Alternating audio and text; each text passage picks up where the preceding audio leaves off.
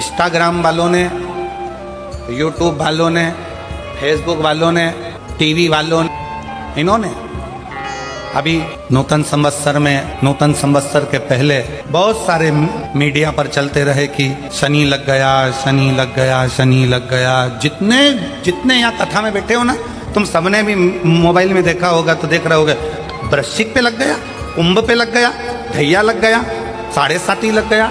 आधे से ज्यादा तो शनि के डिप्रेशन में पड़ गए।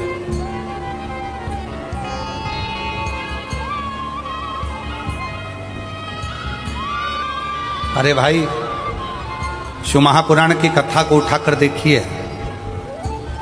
दुनिया के लोगों को शनि लगता है, शनि को शंकर लगता है।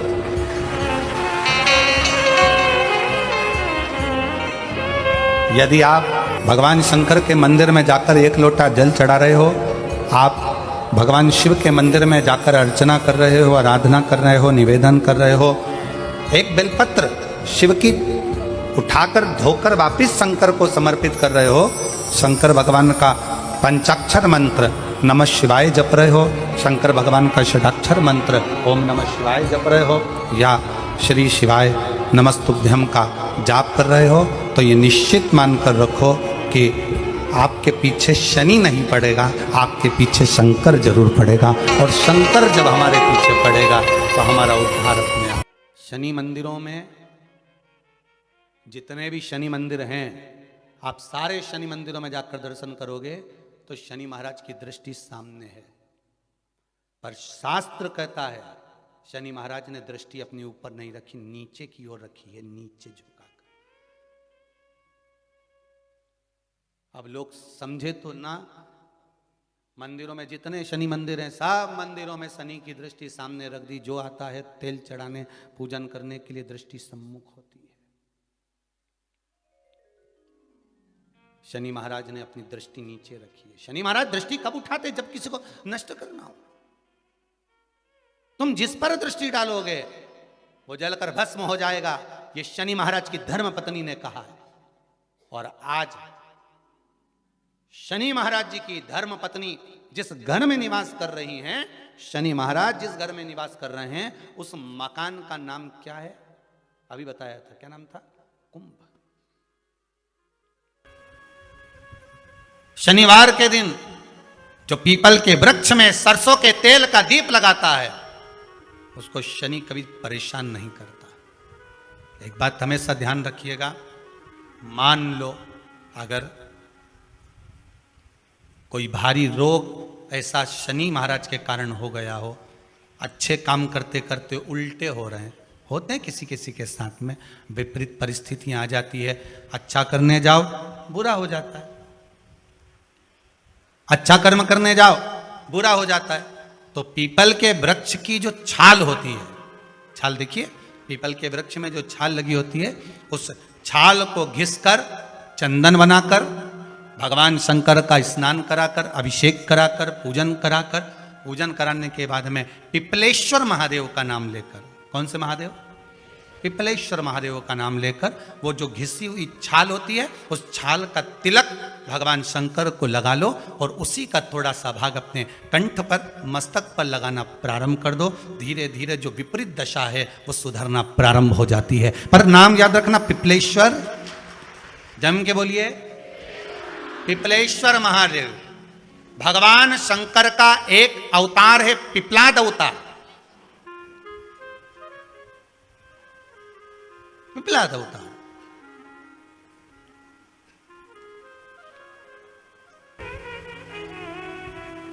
जैसे ब्रह्मा जी के मन में कहीं कहीं संकोच उत्पन्न हो जाता था, ब्रह्मदेव के मन में जब सृष्टि की रचना करी गई, रचना के समय पर उन्होंने जो मनु और शत्रुपा का जन्म दिया, मनु और शत्रुपा के बाद में उत्तानपाद प्रियव्रत की कथा जो आई, उत्तानपाद की 2 धर्म पत्नियां सुनीति सुरुचि की कथा आई, और सुनीति और सुरुचि, केवल उत्तानपाद की 2 पत्नियां शिव महापुराण की कथा कहती है, केवल उत्तानपाद की नहीं, हमारी भी 2 इच्छाएं, हमारी भी 2 आकांक्षा, हमारे भी 2 मन, हमारी भी 2 इच्छा, हमारे भी 2 मन है, हमारी भी 2 आकांक्षा। केवल उत्तानपाद की 2 पत्नियां नहीं है, हमारी भी 2 इच्छाएं। एक सुनीति है और एक रुचि। श्रीमद् भागवत कथा में भी वर्णन किया गया है। भागवत वक्ता कहते हैं कि एक सुरुचि है, एक सुनीति है।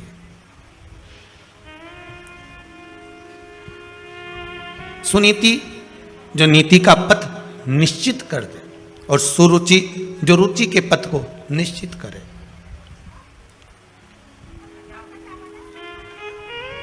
रुचि में आज की दुनिया चलती है, पर नीति में नहीं चलना चाहती।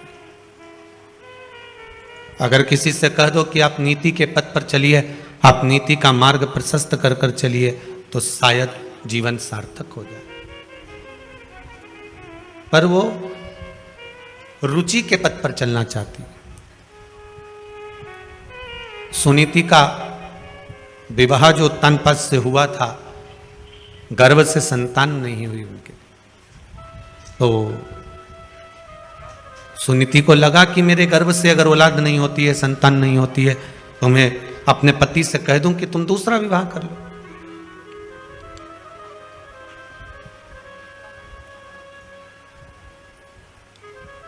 अगर परमात्मा ने संतान का सुख नहीं दिया, हां, शंकर भगवान की कृपा हो जाए और आपके घर में संतान हो जाए, ये शिव की कृपा है, ये उसकी उदारता है।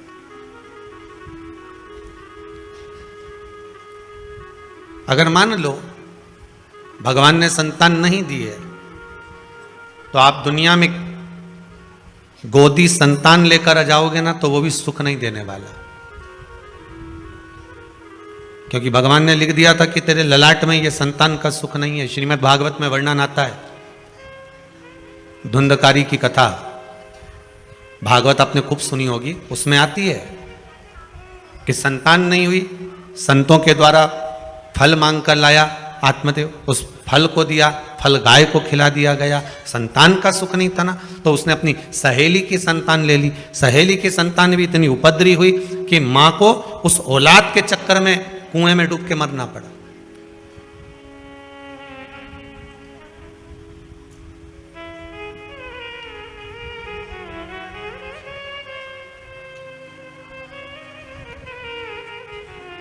केवल संतान का सुख, कई माताएं आकर कहती, गुरुजी हमारी बहू के यहां छोरी है, भगवान से प्रार्थना करने आए, छोरा हो जाए।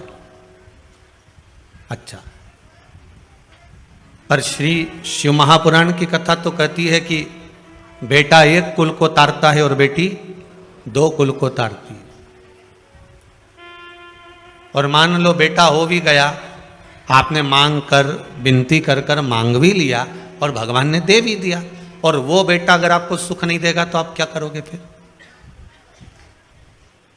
क्या करोगे?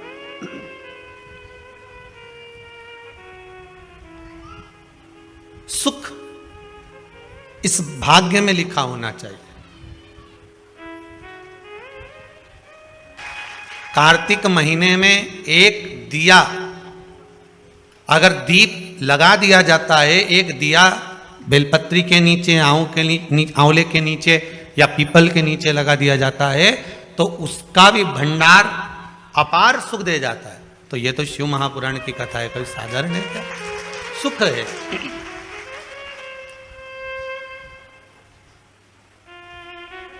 जीवन का एक आनंद देने वाली।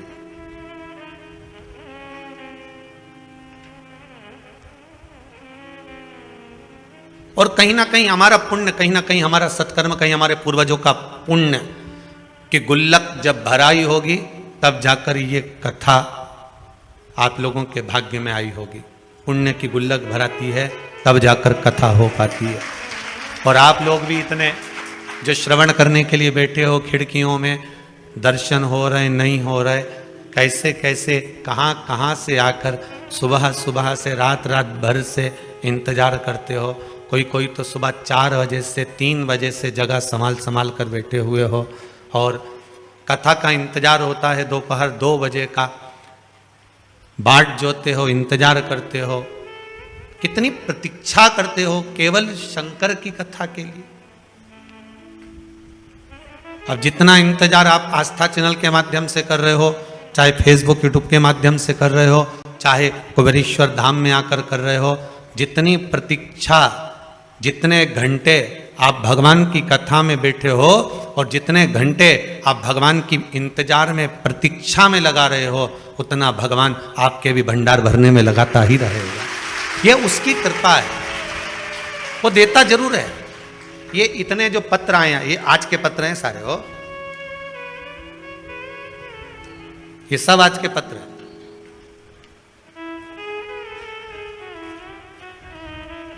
और ये पत्र ये केवल आप लोगों के स्नेह और प्रेम के हैं, जो मेरे शंकर ने आप पर करुणा लुटाई है उसके हैं।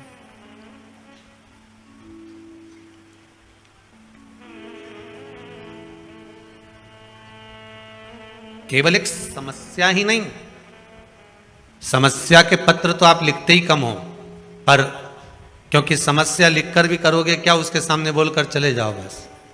3 महीने बाद आओगे तो ऐसा ही पत्र तुम्हारा भी यहां पर रखा मिलेगा कि हमारा भी ये कार्य हुआ।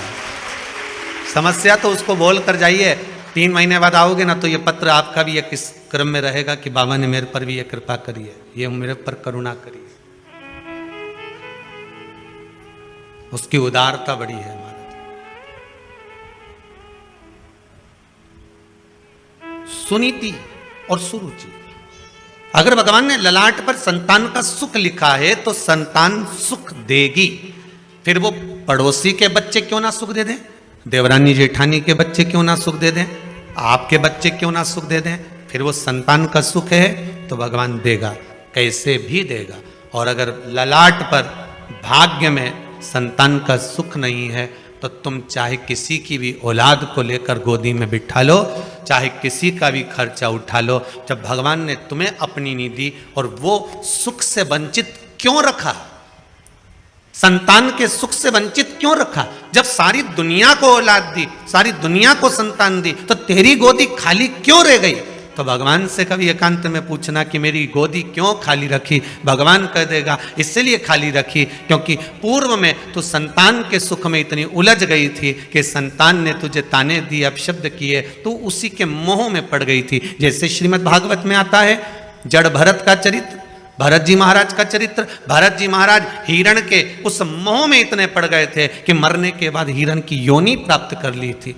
तू उस मोह में ना पड़ जाए। अब की बार तेरा मानव का जो शरीर है वो आखिरी मिला है, इसके बाद तेरा जन्म मनुष्य का नहीं होगा, इसलिए मैंने तुझसे संतान के सुख को खींच लिया है जिससे तू भगवान की भक्ति में डूब जा, शिव के स्मरण में डूब जा, राम नाम कृष्ण नाम में डूब जा। जितनी भगवान की भक्ति करेगी इसके बाद तेरा जन्म नहीं है, इसके बाद तो तू मेरी हो जाएगी, इसके बाद तू परमात्मा की हो जाएगी, फिर तेरा कोई जन्म नहीं है।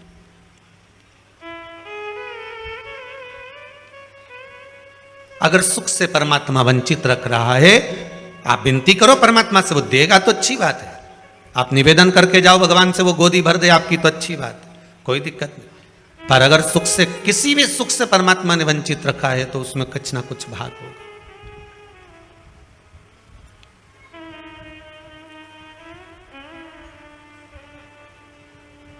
एक बेटी का संबंध हो गया था, कहीं शायद जबलपुर से आए थे वो लोग, बेटी का संबंध हो गया था और संबंध होने के बाद में टीका हो गया, सब कुछ हो गया, तिलक हो गया, गोद भरा गई, सारा काम हो गया, फोटो खिंच गए। उसके बाद मालूम पड़ा कि छोरा कहीं गलत संगत में पड़ा होगा, किसी की संगत में पड़ा होगा और वो संबंध टूट गया। शादी अभी नवंबर में थी उसकी माँ आई थी शायद, अब गई होगी है कि नहीं आप पता नहीं, तो आंखों से आंसू बह रहे थे, मेरी बेटी का संबंध टूट गया। लड़का ऐसा निकला। हमने कहा पूजन किसकी करती थी तुम्हारी बेटी? कहा देवाधिदेव महादेव की करती थी, शंकर जी की कृपा हुई थी। अच्छा, पर महादेव ने ऐसा कैसे कर दिया? मेरी बेटी सोमवार के व्रत भी कर रही है, फिर शिव जी ने ऐसा क्या कर दिया कि संबंध पक्का हुआ, लेन देन हो गया, संबंध पक्का हो गया, फोटो खींच गए, उसके बाद संबंध टूट गया। तो हमने कहा बस, अगर बाबा ने संबंध पक्का कराया और बाबा ने तोड़ा है तो बाबा को जो अच्छा लग रहा होगा, हो सकता है तुझे अब मालूम पड़ा कि ये लड़का किसी दूसरी लड़की से लगा है और ये शादी के बाद मालूम पड़ जाता तब क्या कर लेती? बाबा ने पक्का कराया ना, बाबा छुड़वा दे। और शादी की तारीख जो तेरी निकली हुई है फरवरी की, उसको निकली रहने दे, भेजेगा वही, वर भेजने का काम उसका है। अगर उसने तोड़ा है तो वही कुछ ना कुछ कर। इसमें एक पत्र है,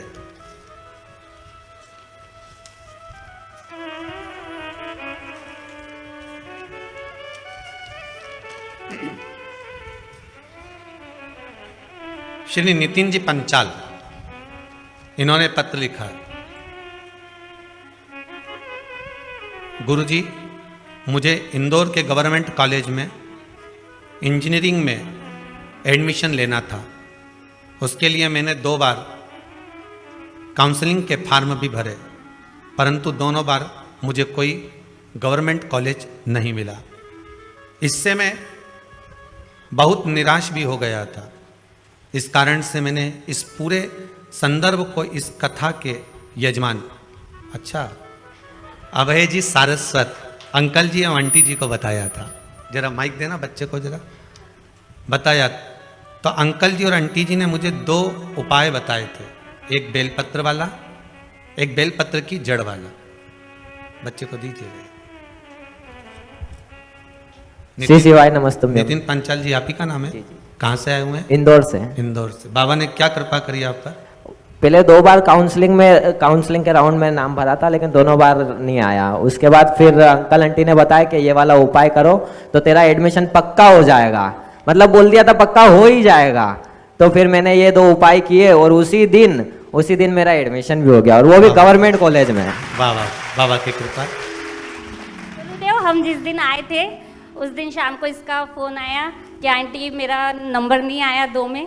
मैंने कहा तू चिंता मत कर, तेरा नंबर जरूर आएगा। बाबा की कृपा, बहुत बहुत धन्यवाद। बैठिए विराज जी। ये बाबा की करुणा है, कृपा है। कृपा बिना कुछ नहीं होता साहब। अगर भाग्य में लिखा होगा ना बाबा ने, तो वो मिलेगा जरूर। और एक और चीज कहेंगे, माता पिता कभी अपने बच्चों का गलत नहीं सोचते। बेटा अगर कपूत भी है ना, तो भी माँ उसको गाली दे देगी, अपशब्द कह देगी, ताना दे देगी और कह देगी तू मेरे लिए मर गया, पर फिर भी माँ दिल से दुआ ही देगी। भले वाणी से बद्दुआ दे देगी पर दिल से दुआ देगी। ऐसा ही मेरा शंभु, मेरा त्रिकालदर्शी, मेरा कैलाशी, मेरा शिव है, वो कभी बुरा नहीं कर सकता, कभी बुरा नहीं करेगा। दुनिया के लोग भ्रम उत्पन्न कर सकते हैं कि बताओ वो सियोर वाले महाराज ने ये चढ़वा दिया, इससे ये बुरा हो जाएगा। कभी बुरा नहीं हो सकता अगर आपका भाव शुद्ध है तो।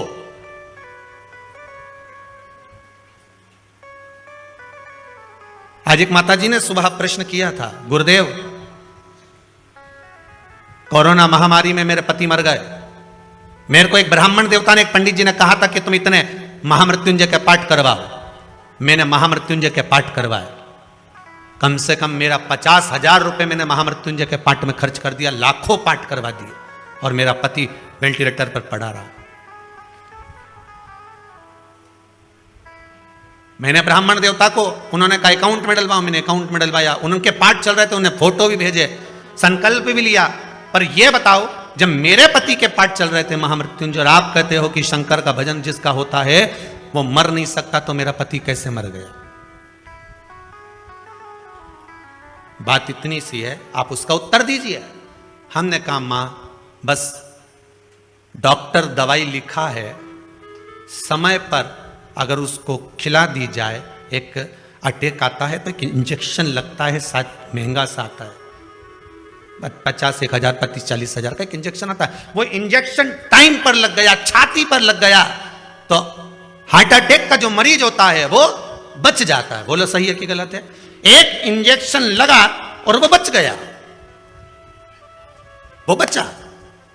हो सकता है महामृत्युंजय के जाप अर्थात वो इंजेक्शन, वो टेबलेट आपको पहले खाना थी, और जब प्राण छूट चुके उसके बाद खा रहे हो तो दवाई असर करेगी। माना आपको वो टेबलेट, वो इंजेक्शन, वो दवाई समय पर मिलना चाहिए। इसलिए आप सबसे बारंबार कहते हैं श्री शिवाय नमस्तुभ्यम का जाप करते रहो। क्योंकि ये वो टेबलेट है जो कभी भी काम आ सकती है। ये वो टेबलेट है, आप भी अगर अपने अपने गांव से निकले होगे, अपने अपने शहर से आए होगे, तो बैग में 2-4 टेबलेट डाल कर आए होगे, जो हाथ पैर दुखने की, सिर दुखने की, जो चालू वाली टेबलेट होती है ना, जो किसी भी काम में काम आ जाए, तो बस वो टेबलेट तुम लेकर चलते हो। तो शिव महापुराण में एक टेबलेट ऐसी बना दी जो हर जगह काम आएगी। सिर दुखे तो भी, पाँव दुखे तो भी, घुटना दुखे तो भी। जैसे एक वो टेबलेट खा लेती है माताएं, वो कौन सी बोलते, काम्बी फिल्म खा ले, या कोई सी भी वो गोली खाती रहे कि हम तो ये गोली खाएं, हम तो डिस्प्रिन खाएं, कि हम तो क्रोसिन खाएं, तो वो कह रहे हम तो ये गोली खाते हैं तो हमारे सब काम में काम आ जाए। मेरे तो पुताई कर करके थकी गई, हमारा कब्जा दुखी रिया, तो मैं तो बस वो टेबलेट खाऊं, गोली खाऊं, और जो सोऊं नहीं तुम्हारा सवेरे नींद खुले दादा, फिर सवेरे से काम में लग जाऊं। तो वो टेबलेट एक ऐसी तुमने घर में रख रखी है कि तुम्हें कुछ भी होता है तुम वो टेबलेट खा लेते हो। किसी किसी की बाम और विक्स की ऐसी आदत रहती है कि कुछ भी दुख है वो तो लगा ले, उसका दांत भी दुखिया नहीं, बाम निकला, किसी किसी की आदत रहे, बस बाम लगा। जब तक बाम नहीं लगाने, विक्स नहीं लगाने, रात की नींद नहीं आए, जब तक कि आंख में से आंसू आंसू नहीं झड़क जाए, तो ये तो टेबलेट के ऊपर।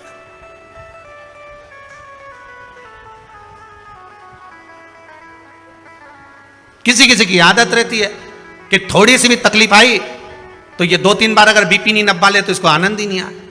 तो भाई नापो, मेरे को ऐसा लग रहा हमारे घबराहट हो रही है, सिर पे पसीना आ गया, अब सब लेवल में, तो फिर काय से हो रहा है। फिर डॉक्टर साहब ने पूछा,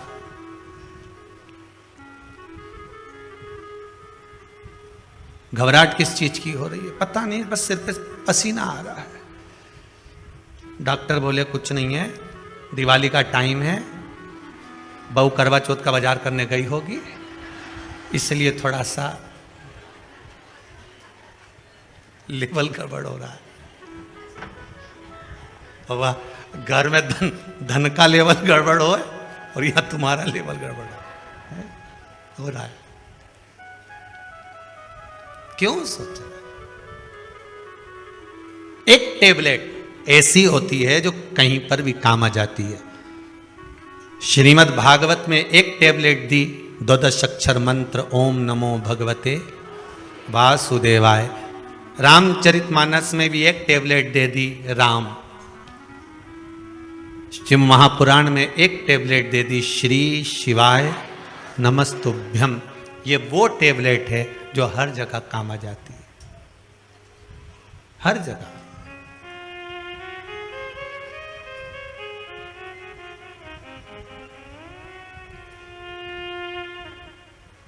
एक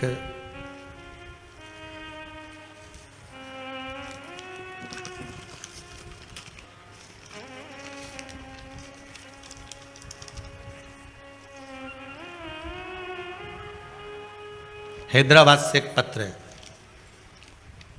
किसी ने भेजा।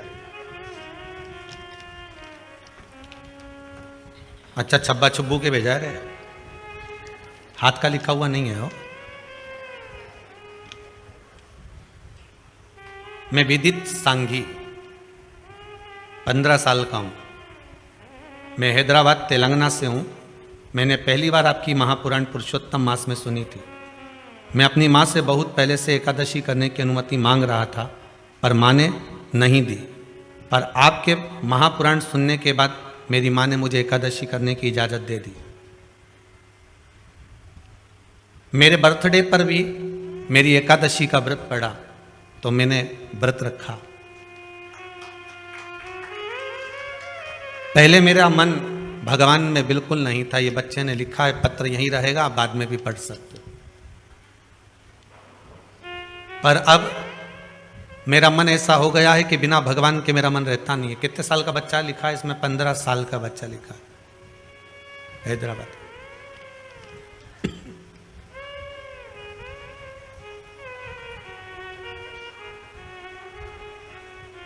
एक इच्छा है मेरी कि बाबा मेरी कामना पूर्ण करे और कुबेरेश्वर धाम में आऊं और एक बार शिव महापुराण की कथा जरूर करवाऊं, अपने धन से करवाऊं।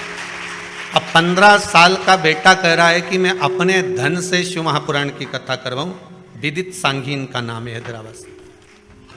अपने धन से 15 वर्ष की आयु है, अगर बाबा की कृपा हुई, आपका पत्र यहां तक पहुंच चुका है, तो सांघी जी आप भी यहां तक पहुंच जाओगे, ये पक्का है। और आपकी भावना, आप अगर दिल से हृदय से भगवान की भक्ति में लगे हो, तो यह विश्वास मानकर चलना कि भगवान आपकी कामना पूर्ण जरूर करेगा। बस हिम्मत मत हारना। दुनिया के लोग डराते जरूर हैं, जैसे ध्रुव जी को डराते थे, डराएंगे। अब भगवान को कैसे भी रिझा रहा, भगवान से भय मत खाना, अपने कर्म से भय खाना। फिर कहेंगे किसी से मत डरो, पर अपने कर्म से जरूर डरो, क्योंकि कर्म का भोग तो परमात्मा को भी भोगना पड़ता है। आपको किसी से डरने की जरूरत नहीं है, कर्म से डरने की जरूरत है। संसार सागर में आए हो, किसी धर्म की जगह पर जाना, मंदिर जाना, देवालय जाना, सत्संग में जाना, संकीर्तन में जाना, भजन में जाना, कथा में जाना, कीर्तन में जाना, पूजन में जाना, स्मरण में जाना, तीर्थ जाना, सारी दुनिया में पाप कर्म कर लोगे चल जाएगा, पर कहीं धर्म की जगह पर पाप कर्म मत करके आना, नहीं तो जिंदगी पूरी नरक में निकल जाएगी। और आज के जमाने में जितना भी पाप कर्म हो रहा है, वो धर्म की जगह पर ज्यादा हो रहा है।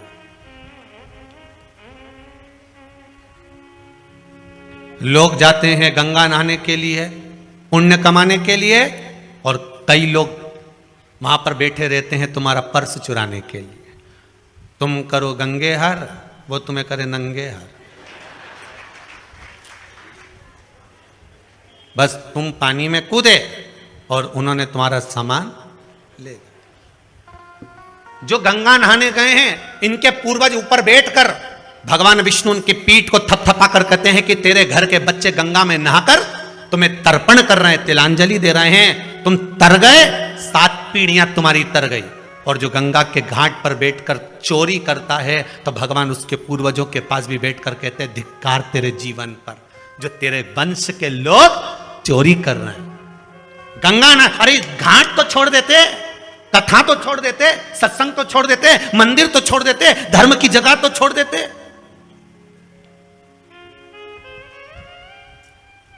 पुण्य की जगह तो छोड़ दो, पर नहीं करो। तुम्हें भगवान ने अगर पाप कर्म करने के लिए बनाया है तो करो, पर निवेदन है कि धर्म की जगह पर, तीर्थ में, पूजन में, मंदिर में, देवालय में, स्मरण में, संकीर्तन में कहीं ऐसा कर्म ना हो जाए।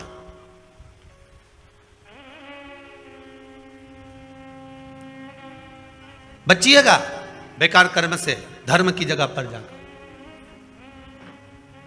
उस कर्म का भोग बड़ा विचित्र भोगना पड़ता। सुनीति और सुरुचि दोनों प्रबल हैं। सुनीति के संतान नहीं है, अपनी काका की लड़की से शादी कर दी अपने पति की और उसका विवाह कराई, तो सुनीति का गर्भ ठहर गया। भगवान परीक्षा बहुत लेता है, बहुत परीक्षा लेगा। पहले तो भगवान देता नहीं है, और अगर देगा तो भगवान फिर विचार करेगा कि इसने सही जगह पर लगाया कि नहीं लगाया।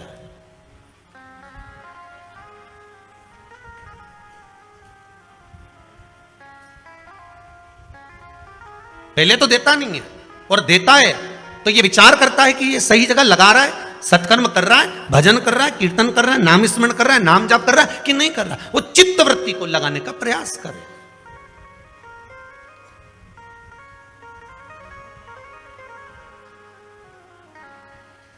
इस मन को सुनीति भी गर्व से हो गई। सुरुचि को लगा मेरे ताऊ की लड़की ने मेरे साथ छल कर दिया, धक्के मार कर निकाल दिया गर्भवती उस नारी को। सुरुचि घर में है, उसका भी गर्व है, सुनीति वन में है, उसका भी गर्व है। समय आया, सुनीति का भी पुत्र हुआ ध्रुव और सुरुचि का भी पुत्र हुआ उत्तम। सुनीति का जो पुत्र हुआ था ध्रुव 4 वर्ष की अवस्था धारण कर कर मां की गोद में बैठा था। मां की गोद में बैठा, एक दिन देवर्षि नारद ने उनको कह दिया, कहां जा रहे हो? कहा मेरे पिता कौन है मुझे मालूम नहीं है, मेरे पिता। तब देवर्षि नारद कहते उत्तानपाद तुम्हारे पिता हैं। और उत्तानपाद के पास गया, गोदी में बैठ गया, तो छोटी मां ने उसको गोदी से उतार दिया। तो पिता की गोद में बैठने के लिए रोता है। उतार नीचे। अगर तुझे पिता की गोद में बैठना है तो मेरे गर्भ से जन्म लेना पड़ेगा और मेरे गर्भ में आने के लिए भगवान का भजन करना पड़ेगा। और रोता रोता अपनी माँ के पास चले गया, माता सुनीति के पास में। और नीति नीति होती है, नीति सतमार्ग बताने वाली होती है। नीति कभी गलत मार्ग पर अपने बच्चों को नहीं भेज सकती।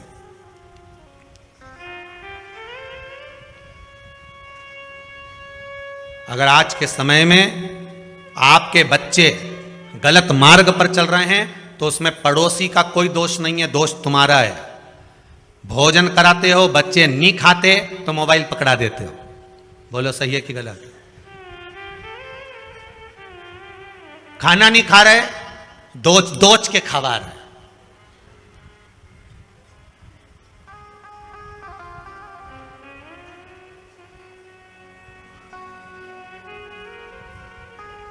पहले के समय में छोटा सा बच्चा रात्रि को अगर जाग जाता था तो माताएं लोरी गाकर सुलाती थी। बोलो सही है कि गलत है? बहुत प्रेम से हाथ रखकर धीरे धीरे, चंदा मामा पूर के पुआ पकाए आप खाए, मुन्ना को देवे और प्याली गई मुन्ना गया। कहते कितने प्रेम से खिलाते थे, सुलाते थे। बच्चा रात को जग जाता, माँ उसको स्नेह से सुलाती थी। आज के जमाने में बच्चा जग जाए आधी रात को तब देखो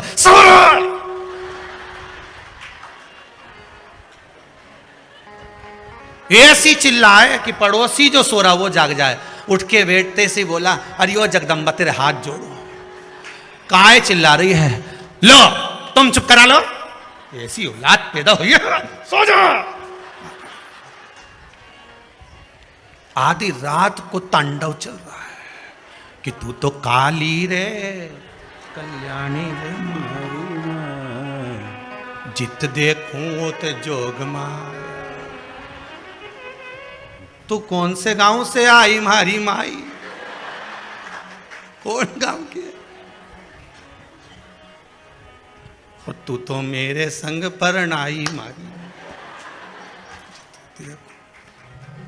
गजब। लो तुम चुप करा लो। अब वो बेचारा दिन भर दुकान में थका, नौकरी में थका, फिर भी आधी रात को लेके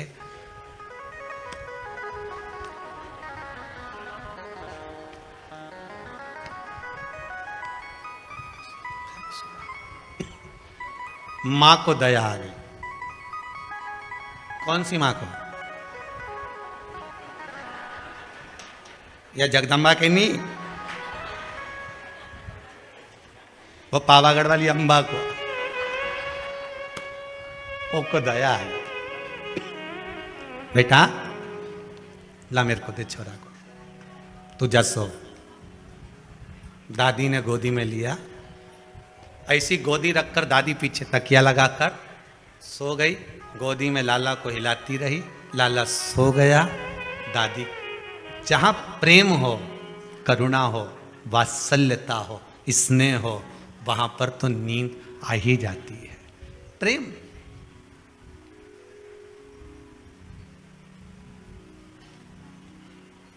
कथा में क्यों नींद आती है?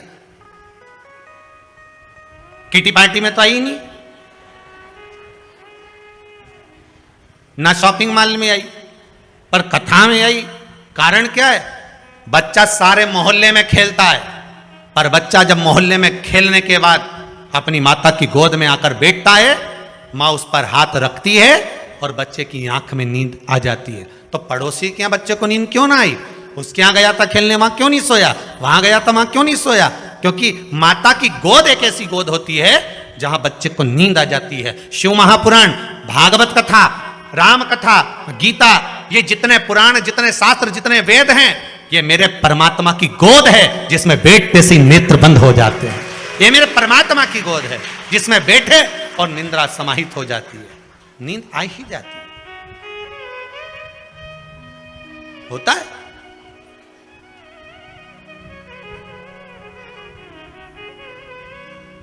एक बार हरदा में कथा थी, लगभग 18 साल पहले की बात होगी, 18-19 साल पहले की।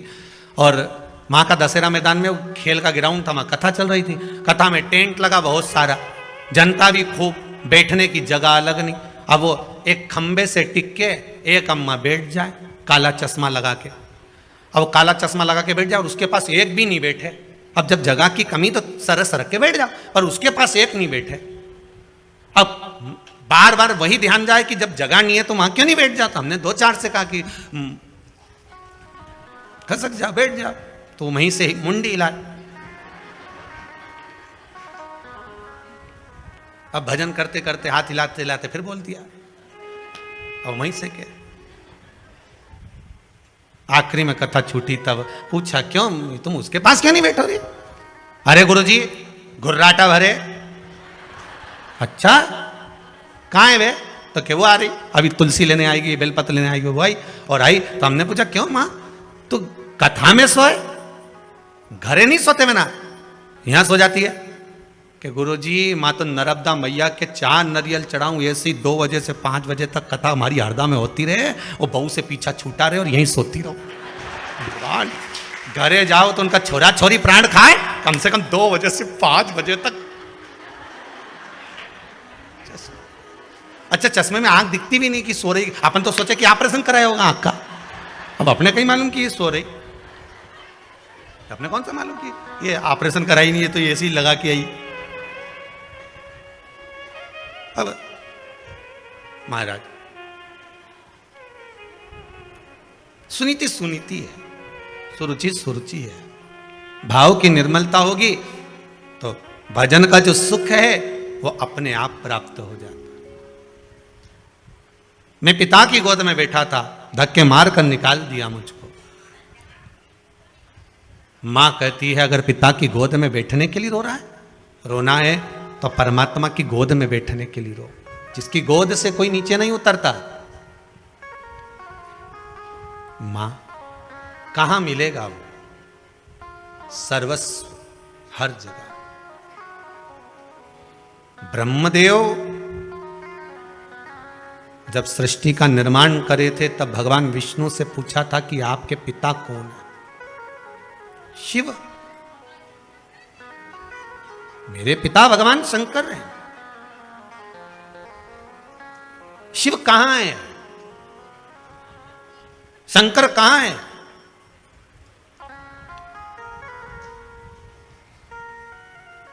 भगवान विष्णु ने कहा था ऐसा कोई कण नहीं जिसमें शिव नहीं। अपने गले की हसली का हीरा भगवान ने चमकाया, उस हीरे की रोशनी जो सूर्य में से निकलकर सामने दीवार पर जा रही थी, उसमें जो एक रेख बन रही थी, उस रेख में जितने कण दिख रहे थे।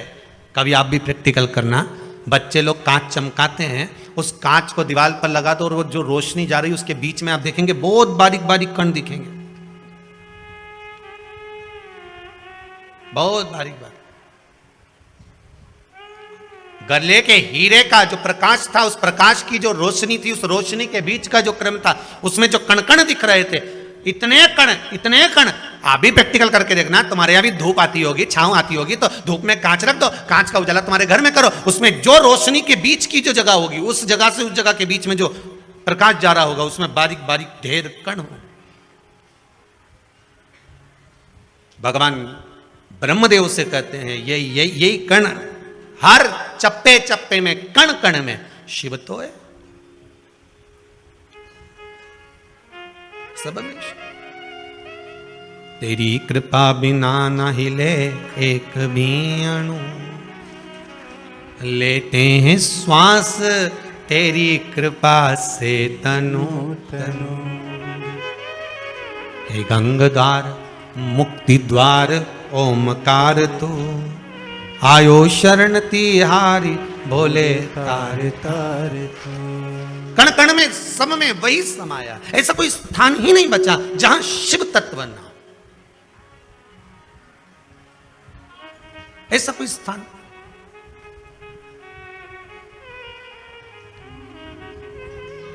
हर जगह पर वही।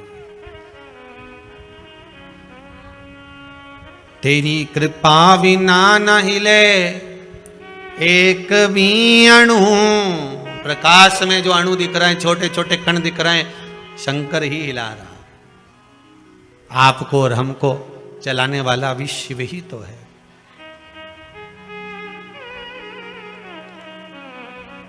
शंकर ही तो है।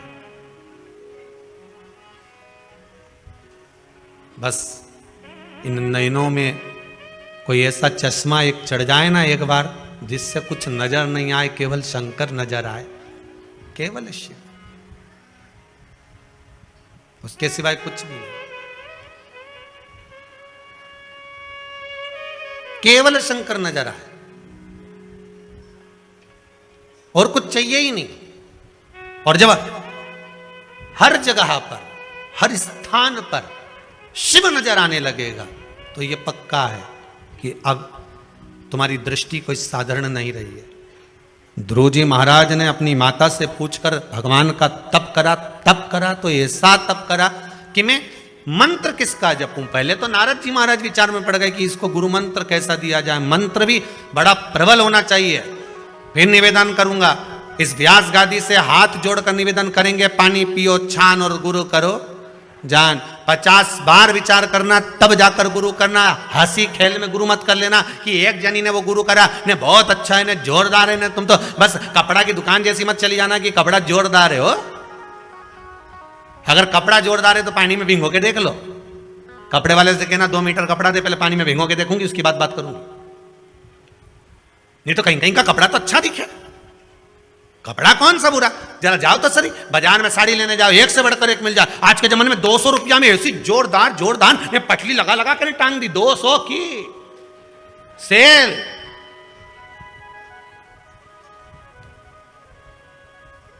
ले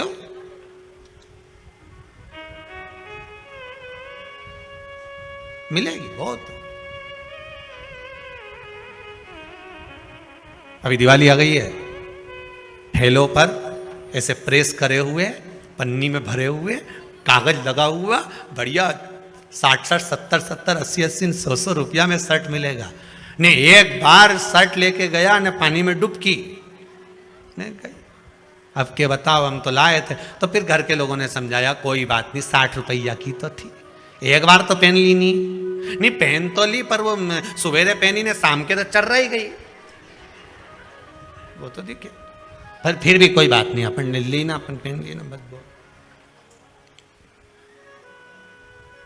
ऐसा गुरु नहीं चाहिए कि तुम्हारा धन देखकर, नारियल देखकर, पैसा देखकर बस गुरु मंत्र ले लिया। नहीं नहीं नहीं नहीं, पानी पियो छान गुरु करो जान।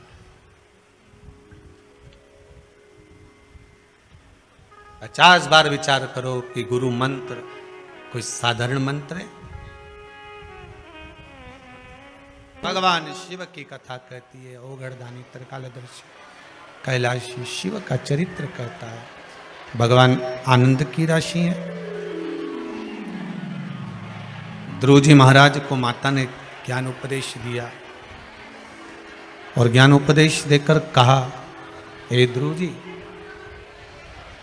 अगर बैठना है तो परमात्मा की गोद में जाकर बैठ जाओ, जिसकी गोद से कोई नीचे नहीं उतरता। क्योंकि अगर संसार के लोगों की गोद में जाकर बैठोगे तो नीचे उतर जाना पड़ेगा। पर परमात्मा की गोद एक ऐसी गोद होती है जिसके गोद में जाकर अगर मनुष्य एक बार बैठ गया तो फिर जीवन भर नहीं उतरना, जीवन पर्यंत उतरने का काम खत्म। एक बार भगवान की भक्ति को धारण कर लिया, आपसे फिर निवेदन करेंगे, अगर शिव मंदिर में जाते हो, शंकर जी की आराधना करते हो,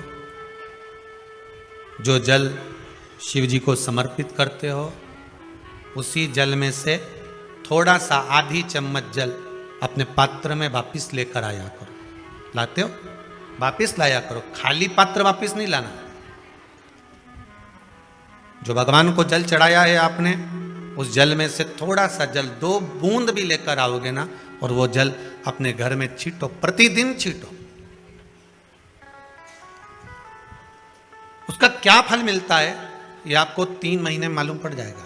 3 महीने में मालूम पड़ जाएगा उसका फल कितना है। मात्र उसके दरवाजे पर जाने का ही एक आनंद है, मात्र उसके चौखट तक पहुंच जाने का ही एक आनंद है।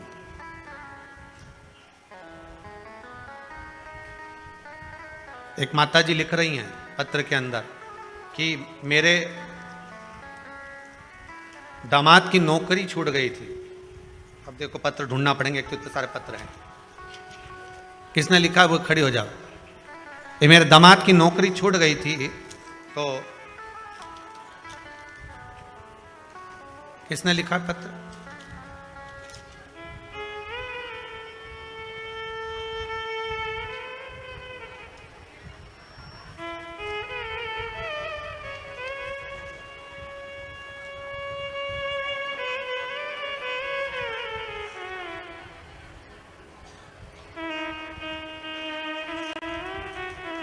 अनीता बाई जिला होशंगाबाद से आई हैं। कहाँ बैठी हैं? हाथ उठाओ जरा। तो उन्होंने पत्र में लिखा है, अनीता बाई जी। अच्छा पीछे है क्या? ठीक है, बैठो बैठो बैठो। अब इतनी दूर माइक भेजना उत्तम नहीं है। अनीता बाई जी ने लिखा है, गुरुजी मैं होशंगाबाद से आई हूँ, मेरा अनुभव आपको बता रही हूँ। मेरे दामाद 6 महीने से घर में बैठे थे, बहुत परेशान थे। मैं उनको बोल कर आई थी कि मैं कुबेरेश्वर धाम केवल आपकी नौकरी के लिए जा रही हूँ, और आज ही आई हूँ, और बाबा ने ऐसी कृपा कर दी कि 2 जगह से नौकरी के लिए बुलावा आ गया है। बाबा की कृपा देखी।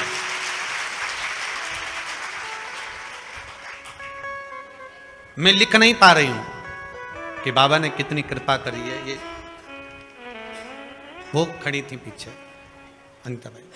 बाबा की कृपा कुछ, आपका विश्वास, बस आप थोड़ा सा भी जल अगर शंकर को समर्पित कर रहे हो,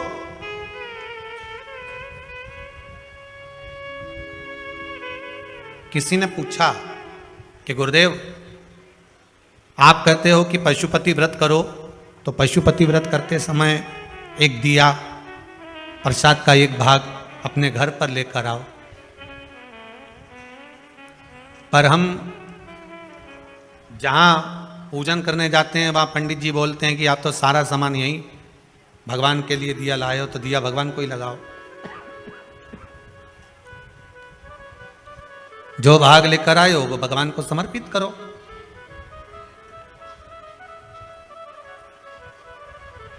क्या हम क्यों वापिस लेकर जा रहे हैं? उसका भाव क्या है? भगवान कभी अपने भक्त को, पशुपति व्रत का सबसे बड़ा प्रमाण ही यही है कि भगवान शंकर को आप 2 भाग दे रहे हो। कितने भाग दे रहे हो? 2 भाग। मतलब प्रभु मान लो अगर मेरा बचपन और मेरी जवानी दोनों में मैंने कुछ आपको नहीं दिया हो, तो ये भाग आपको दिया। मान लो अगर मैं जवानी अवस्था में हूं, अधेड़ी में हूं, बुढ़ापे में हूं, 2 भाग अगर मैंने आपको नहीं दिया, जीवन में कुछ प्रदान नहीं किया, मेरे जीवन में तकलीफ बहुत है, परंतु मेरे जीवन का जो भी भाग है मैं आपको देती हूं। आप कम से कम मुझे 1 भाग पुण्य का, सुख का प्रदान कर दे दीजिए। जब थाली में हम 1 भाग लेकर भी आते हैं ना, 16 सोमवार में भी यही नियम है। कौन कौन करते हो? संकट सोमवार करे किसी ने? 16 सोमवार के व्रत करने वाले कौन कौन है? जरा हाथ उठाओ। अच्छा आप लोग करते हैं? रख लो पीछे, रख लो सब। 16 सोमवार का भी ये नियम है। अगर मिश्री के कर रहे हो, कि बेलपत्री के कर रहे हो, कि चूरमा के कर रहे हो, कि मलिदा के कर रहे हो, जिसके भी आप करते हो उसके 3 भाग होते हैं। उसका भी यही नियम। पर उस प्रसाद में से आप बच्चों को दे सकते हो, उस प्रसाद में से थोड़ा थोड़ा भाग अपने परिवार को दे सकते हो। पर पशुपतिनाथ के व्रत का विधान यह है कि जो भाग आप लेकर आए हो, जिसने व्रत किया है, और जो भाग उसका है वो उसी को प्राप्त होना चाहिए।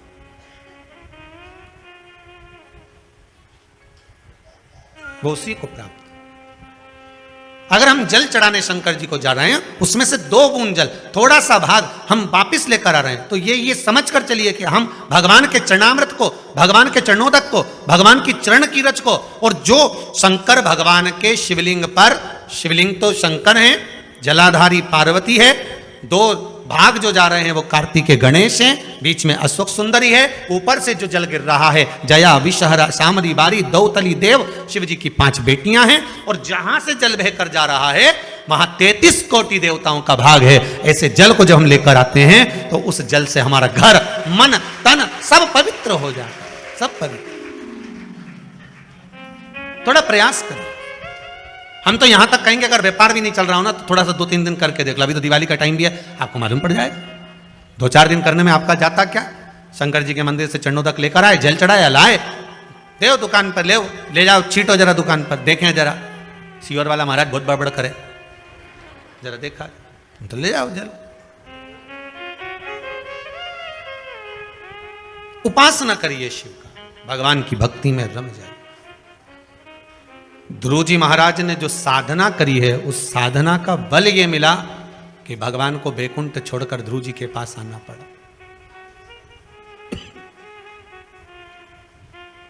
साधना का फल कभी खाली नहीं जाता।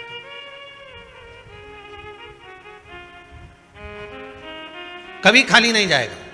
आप आस्था चैनल पर कथा सुन रहे हो, फेसबुक यूट्यूब पर कथा श्रवण कर रहे हो, चाहे कुबेरेश्वर धाम में कथा सुन रहे हो, इसका फल कभी खाली नहीं जाएगा। अगर शिव महापुराण की छोटी सी भी क्लिपिंग, छोटी सी भी वीडियो, छोटा सा भी भाग आपके पास पहुंच रहा है और आपको उससे प्रेरणा मिल रही है, आप उससे जाग रहे हो, तो वो खाली नहीं जाएगा, कहीं ना कहीं मिलेगा, प्राप्त हो। एक बहुत सरल सा मंत्र है, श्री शिवाय नमस्तुभ्यम। बहुत सहज सा मंत्र है जिसका स्मरण कर लेने पर सब सुख मिल जावे।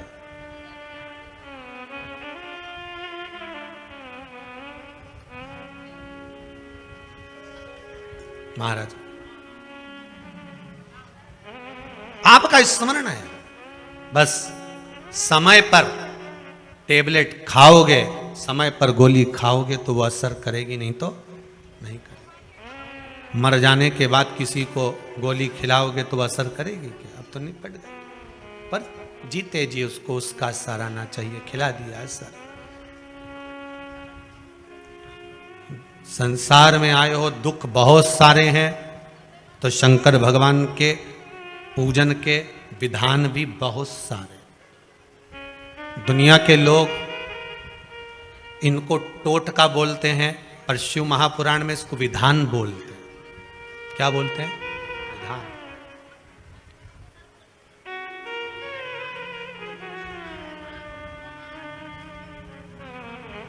ये विधान है जो आपकी समय की अवस्था को, विधि को भी बदल सकता है।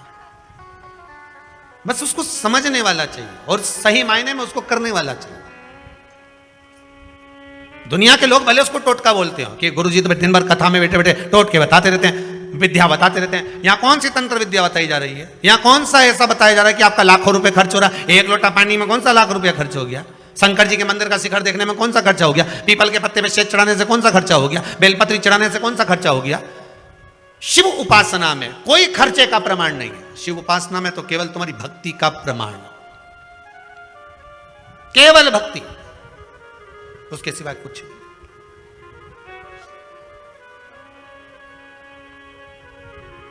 यहां और कुछ है भी नहीं। महाराज ध्रुव जी महाराज ने जैसे साधा, ध्रुव जी ने शंकर भगवान को एक बात बहुत प्रिय है, शिव जी के दरवाजे पर जाओ तो एक बात जरूर कहो, भोलेनाथ मुझे मेरे भाग्य का देना, दूसरे के हिस्से का नहीं चाहिए। किसके भाग्य का चाहिए? मेरे भाग्य का। आज के जमाने में दुनिया के लोग दूसरे का भाग्य देखकर चलते हैं। गुरुजी जरा पत्रिका देखकर बताना, मेरे भाग्य में मेरी बेटी के हाथ का धन है कि नहीं? गुरुजी जरा पत्रिका देखकर बताना, मेरे हाथ में मेरे बेटे का धन है कि नहीं?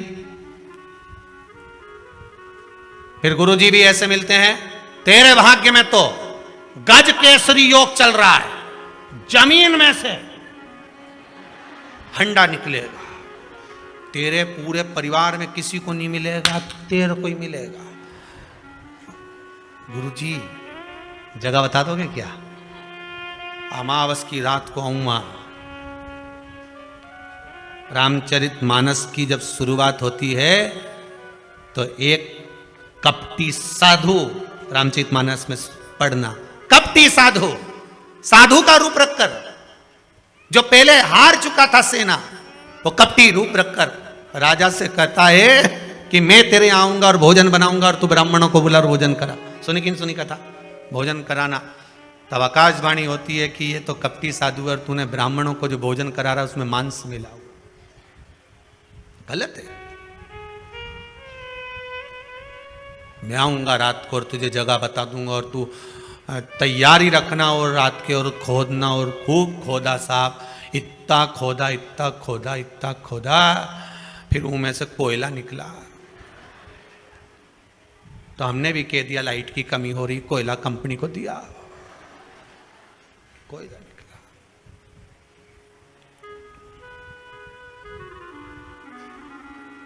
गुरुजी भी बोले निकलना था तो माल, पर कोयला हो गया। तो आप तो बोले तो मेरी भाग्य का है, तो खोदने वाला थोड़ी ना तेरा था, तो दूसरा था, बात करता। फिर निवेदन है भगवान से कहना ऐसा गड़ा हुआ भी नहीं चाहिए। तुम में से किसी को चाहिए क्या? हमें गड़ा हुआ भी नहीं चाहिए। और ना हम ये आस लगा कर बैठे हैं कि मेरे बेटे की शादी होगी और बहू आएगी तो बहुत सारा भाग्य का लेकर, हमें उसके भाग्य का भी नहीं चाहिए, हमें छोरे के भी भाग्य का नहीं चाहिए, हमें ना बहन बेटी के भाग्य का चाहिए, हमें तो अपने भाग्य का दे। जो मेरी किस्मत का हो वो मेरे भाग्य का मुझे दे दे, बस बहुत है। अग्नि पुराण में लिखा है, ब्रह्मवृत्ता पुराण में लिखा है और पद्म पुराण में लिखा है कि एक अकेले मनुष्य के भाग में कितना होता है, कितना लिखा होता है। भविष्य पुराण को उठाकर पढ़ लेना, उसमें भी मिल जाएगा। केवल एक मनुष्य के भाग में, अकेले के भाग्य में कितना होता है, कितना। तो ब्रह्मवृत्ता पुराण कहती है 3.5 करोड़ रोम छिद्र मनुष्य के शरीर में होते हैं। अगर एक मनुष्य के मुख से 3.5 करोड़ बार जब भगवान का नाम, एक ही नाम 3.5 करोड़ बार निकल जाता है, तब उसके भाग्य में 3.5 करोड़ का ही धन उसके भाग्य में दे दिया जाता है। पर जपो तो, तुम तो जपो तो हो नहीं। और जपना क्या है? एक ही मंत्र। आपसे ये नहीं कह रहे कि तुम 24 घंटा जपो 3.5 करोड़ कर लो, नहीं नहीं। हम तो क्या चलते फिरते बोलो श्री शिवाय नमस्तुभ्यं, चलते फिरते जप लो। छोरा छोरी के पढ़ाओ तब जप लो, नी सुने तब जप लो, श्री शिवाय नमस्तुभ्यं। अब जपो, तुम तो खाते पीते हंसते बोलते गाते जो करो, श्री शिवाय नमस्तुभ्यं या राम राम कृष्ण नाम जो तुम्हारी मर्जी पड़े वो जपो, पर 3.5 करोड़ बार तुम्हारे मुख से भगवान का नाम निकलना चाहिए। पहले भी कथा में कहा, माला माल बनने के लिए सबसे पहला शब्द है माला, फिर बनेगा माल, अर्थात माला जपोगे तब माल आएगा। तो माला माल ऐसे ही हो जाओगे, तुम्हें कुछ नहीं करना है। 3.5 करोड़ बार भगवान का नाम जप कर देखिए, हर व्यक्ति की किस्मत में धन होता है। पर मंथन करोगे तब तो निकलेगा। अकेला अकेला दूध की कीमत कितनी है? 40 रुपए लीटर। बोलो सही है कि गलत? 40 रुपए लीटर का दूध जब जमा दिया, दही बन गया तो 60 का हो गया। बोलो सही है कि गलत है? वही दही का जब मथनी से मथना चालू करा और मक्खन ऊपर आ गया तो कीमत हो गई 150 रुपया किलो। अब वही मक्खन को फिर अग्नि पे तपा दिया, तपाने के बाद घी बना लिया, कीमत हो गई 400 रुपए किलो। वही घी 400 का हो गया, इतना सा 40 रुपए लीटर का। बस मनुष्य भाई है ये तो क्या, हमारा तो कोई काम ही नहीं चले, हमारा तो धंधा ही नहीं चले। भगवान ने मेरी तो किस्मत फोड़ी, मेरी तो किस्मत ऐसी लिखी, हमारी किस्मत में कुछ भी नहीं लिखा, मैं तो गणी दुखी, मेरी किस्मत में भगवान ने कुछ नहीं लिखा, भगवान ने कुछ नहीं लिखा। ब्रह्मवेत्ता पुराण कह रही है, भविष्य पुराण कह रही है, पद्म पुराण कह रही है, प्रत्येक मनुष्य के भाग्य में करोड़ों का धन लिखा होता है, पर मंथन करेगा तब प्रकट होगा। तो भगवान का नाम जप तो सरी, जपे कुछ नहीं, बस दुनिया के आगे जाके भगवान, बस दुनिया के। जितना तो दुनिया के सामने जाके बोले नहीं भगवान ने ऐसा, भगवान तो जप ले। आज से नियम बनाऊंगी मैं भी, और तुम्हें गिनने की जरूरत नहीं है। क्या नहीं करोगे तुम? गिनोगे नहीं, गिनती वो करे। सही है गलत है? गिनती वो करे। तुम तो खाए जाओ, खाए जाओ, पेट भरा जाएगा तो अपने आप मालूम पड़ जाए कि नहीं, दादा अब तुम्हारा जलेबी नहीं खवाई, अब तुम एक रसगुल्ला नहीं खा सकती, अब तुम्हारा बस का है नहीं, तुम तो खा ला। नहीं दादा नहीं खाओ, तुम नहीं खाया जाए नहीं। अरे बोलो तो सही नहीं, बस जैसे भरा गया तो भराने के बाद में अगर खाओगा तो बस भगवान भी इंतजार में। जैसे ही 3.5 करोड़ बार तेरे मुख से नाम पूरा हो गया, उसके बाद तुझे नहीं देखना, फिर मैंने जो देना चालू करा फिर नहीं तो रुक सकती, फिर बटोरे जा, कितना बटोर सकती है। जप ले, स्मरण कर ले, पर भजन करे तब तो, या तो भजन करे तब, या तो भजन का नाम आ जाए नहीं तो आधे के तो बुखार आ जाए। थोड़ी देर तक तो गाय तांबा का हंडा में तो नीनाए बोला नवा के रंगी हरतालिका तीज पे। ऐसा कोई व्यक्ति नहीं जिसके भाग्य में भगवान ने सुख नहीं लिखा। लिखा है, बस थोड़ा सा मंथन करना पड़ेगा। थोड़ा सा मंथन करोगे तो वो सुख प्रकट। आपको थोड़ा सा मनन चिंतन करना पड़ेगा, थोड़ा मंथन करना पड़ेगा।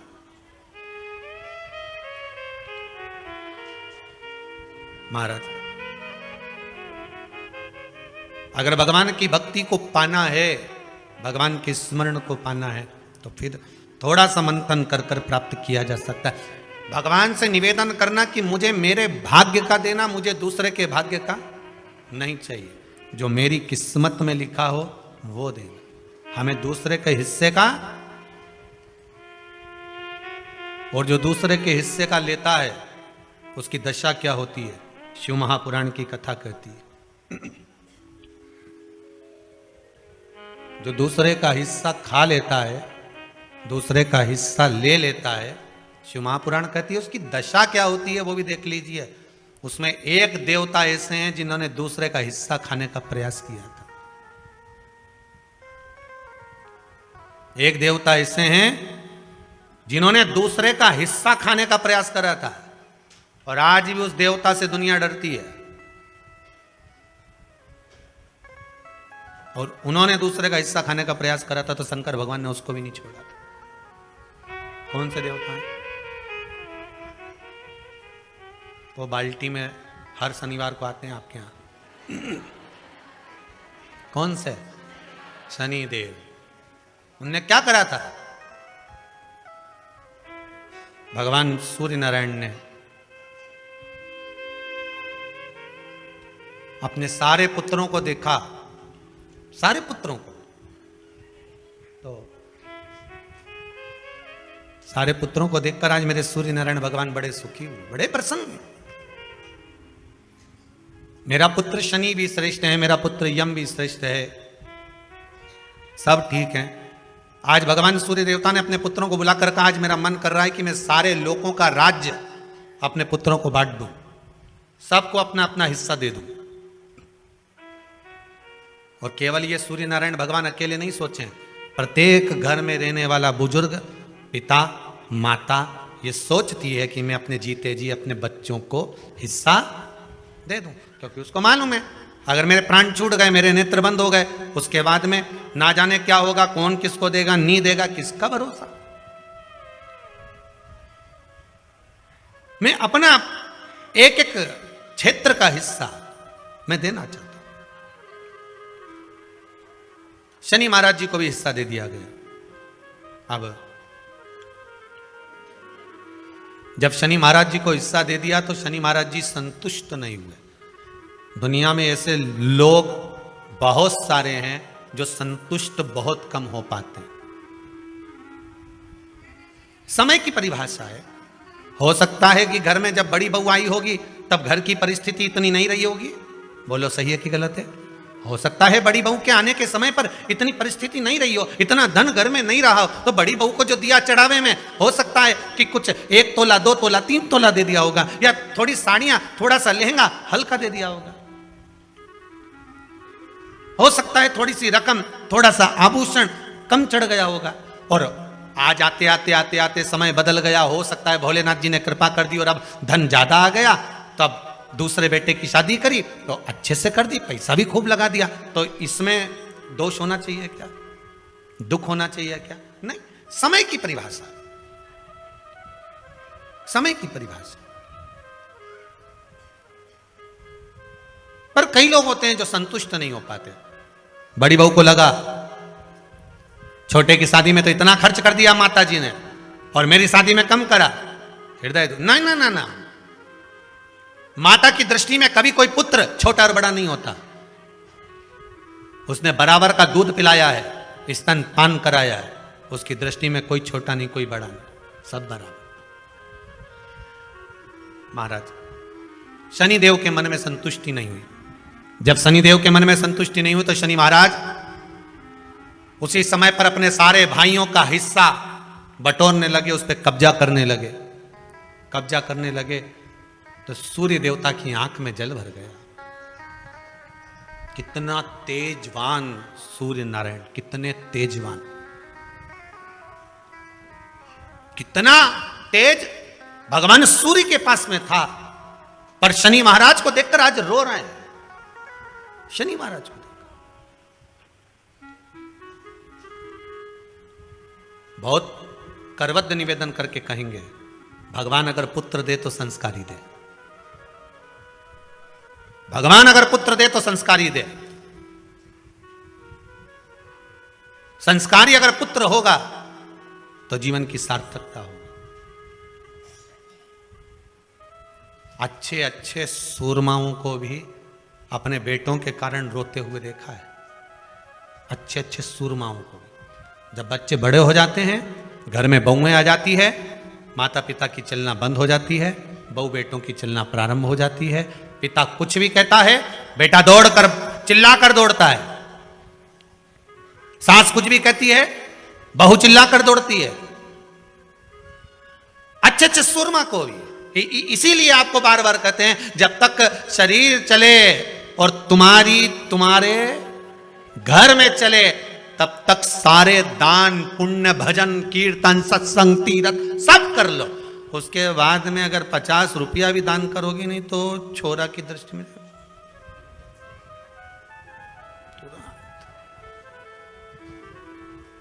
तुरंत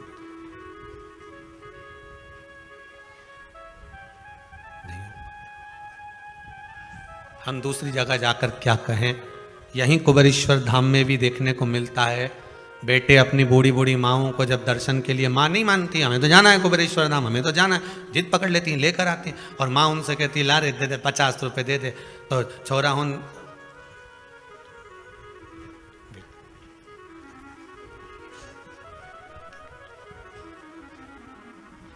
फिर माँ धीरे 50।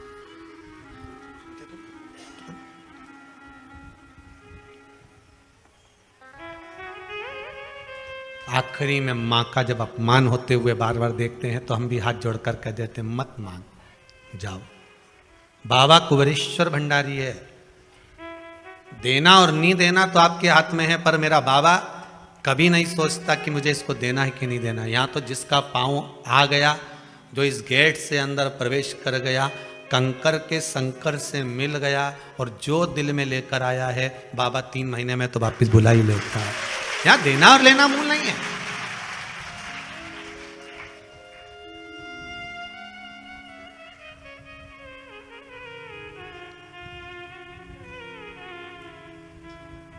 यहाँ का बहुत विचित्र भाव है साहब, बहुत विचित्र भाव।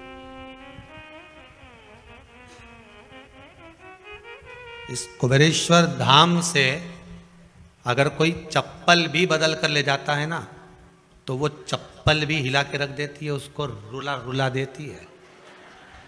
यहाँ का तो इतना प्रमाण देखा है, सत्यता की बात बता रहे हैं आप लोग, उसको हंसी में लो चाहे व्यंग में लो। एक जरा सा किसी का सामान भी अगर यहां से चला जाता है, व्यक्ति ले गया, मन का धन कर लिया उसने, ले गया, कोई सामान ले गया, मान लो कोई तुम्हारी वस्तु ले गया, रह नहीं पाता, रोएगा, या तो फिर शरीर का कोई अंग अपने आप टूट जाता है, फिसल गया, गाड़ी से गिर गया, टूट गया, लगा जितने का सामान लेकर गया है उतना तुझे वहां लगाना पड़ेगा, हॉस्पिटल में लगा देगा। इस भूमि का प्रमाण देखा, इस भूमि का। तुम मन का धन कर सकते हो, पर इस भूमि के प्रमाण को फिर निवेदन करूंगा। हम तो नहीं जानते बाबा क्या दे रहा है, पर आप लोगों का भाव अगर शुद्ध है तो जितने आप लोग आए हो ना, सब एक दूसरे का नंबर बदले, फोन लगा कर पूछ लेना क्यों 3 महीने में तू जा रही है क्या, तो कह दे कि हाँ मेरी तैयारी है जाने की। बाबा कृपा कर देता। आप जिनके साथ में आए हो, आपकी गाड़ी में जो लोग आए हैं, 8 लोग आए हैं, तो 8 में से 5 की तैयारी रहेगी वापिस आने की। सबकी तो नहीं कह सकता हूं, क्योंकि दिल भी तो होना चाहिए, मन भी तो होना चाहिए, विश्वास। हो सकता है गाड़ी में 8 लोग आए तो उसमें से 2-3 का मन नहीं होगा, चलो सब जा रहे हैं तो अपन भी चलो। देखे तो सरी आखिर में कहां नौटंकी चल रही है। लोगों के शब्द होते हैं, नौटंकी का चल रही है, अपन देखे तो चलिए। तो जिसका जैसा भाव होगा बाबा वैसे मिलता है। मेरे भगवान कृष्ण जब मथुरा में पहुंचे थे, कंस को काल दिख रहा था, देवकी मैया को लाल दिख रहा था, अक्रूर जी को भगवान दिख रहे थे, सबकी भावना थी, गोपियों को कृष्ण दिख रहे थे। जिसकी जैसी नियत भगवान वैसा नजर आ रहा। आप जिस भाव से आए हो, इसलिए कह रहा हूं, गाड़ी में 8 लोग हैं तो 8 में से 5 की तैयारी कर लेना, 3 महीने बाद वापिस आना है। अगर 10 लोग आए हो तो 8 की तैयारी कर लेना, वापिस आना ही पड़ेगा। अगर 4 आए हो तो 2 की तैयारी कर लेना, आना ही पड़ेगा। और 2 आए हो तो उसमें से 1 की तैयारी करो कि बाबा बुलाएगा जरूर। यहां इस भूमि का प्रताप है, आना और भाव लेकर। यहां कुछ नहीं, जो ये 21-21 हजार रुपए लोग जमा करें ना आजीवन भोजन भंडारे के, उनके भोजन बनता है दाल चावल सब्जी रोटी। आज तो कुछ और बन गया होगा, शायद कड़ी बन गई होगी, कड़ी चावल रोटी जो बन गया सादे भाव में। आज किसी भगत ने कह दिया, गुरुजी रोटी बनाने में बहुत देरी होती है, बेचारी माताएं इकट्ठी होती हैं, सब बनाती हैं। तो एक भगत ने मशीन आज बोल दी है रोटी बनाना की, 4-5 दिन में आ जाएगी। बाबा की कृपा, बड़ी बड़ी करुणा बाबा ने कर दी। अब अगली बार से तुमको बेलना नहीं पड़ेगी री बबुआ, ध्यान रखना। अब नहीं बेलना पड़ेगी, अब तो मशीन में बन के बाहर। अब तो तुम खूब निपटा जो जोरदार है। तो क्या सोचना उसमें, कृपा बाबा की, बस करुणा। शनि महाराज ने अपने भाइयों के इस हिस्से पर कब्जा कर लिया। सूर्यनारायण भगवान की आंखों में जल भर गया कि मेरा पुत्र ऐसा कर रहा है। शनि को बुलाया सूर्यनारायण भगवान ने, समझाया पर नहीं माना। किसी किसी की नियत होती है कि इसको इतना कैसे दे दिया, अम्मा ने इसको इतना कैसे दे दिया, पिताजी ने इसको इतना कैसे दे दिया, मैं तो कब्जा करूंगा, दुकान नहीं छोड़ू, घर नहीं छोड़ू, ये नहीं छोड़ू, वो नहीं छोड़ू। मत छोड़, एक दिन संसार छोड़कर जाना पड़ेगा। तब कहीं जमीन जायदाद छाती पे बांध के ले जाएगा नहीं। तुम तो लिख देना वसीयत में, मेरा फ्रिज मेरे छाती पे बांधो, मेरे कमरे का एसी शमशान में लगाओ, मेरी वॉशिंग मशीन ऊपर भेजो, जब मैं ऊपर कपड़े कैसे धोऊंगा, लिख के जाओ। और मरते मरते पत्नी से भी कह दो, मैं अकेला नहीं जाऊंगा, चल रही कि नहीं चल रही, तुझे लेके जाऊंगा। जरा कर।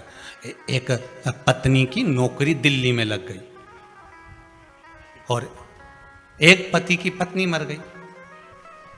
दोनों का नाम एक जैसा था। जो मरी वो लीला, जिसकी नौकरी लगी वो भी लीला। नौकरी लगी वो दिल्ली पहुंच गई और जो मरी वो शमशान पहुंच गई। इसका पति अंतिम संस्कार करके आ रहा था। दिल्ली वाली जो लीला थी उसने अपने पति को फोन मिलाया था। वो फोन उसके पति को तो नहीं मिला, इसको लग गया भेरू को। किसको? जो लीला का अंतिम संस्कार करके आ रहा था। दिल्ली वाली लीला फोन लगा के बोली, मैं लीला बोल रही हूं, आराम से पहुंच गई हूं, 8 दिन में तुम्हें भी बुला लूंगी। वो भेरू चक्कर खा के गिर गया। बताओ, उसको लोगों ने पानी का छींटा देके उठाया। वो क्या गया? अरे उठ, क्या हुआ? पत्नी का फोन आया था। क्या कह रही थी? मैं आराम से पहुंच गई हूं, 8 दिन में तुम्हें भी बुला लूंगी।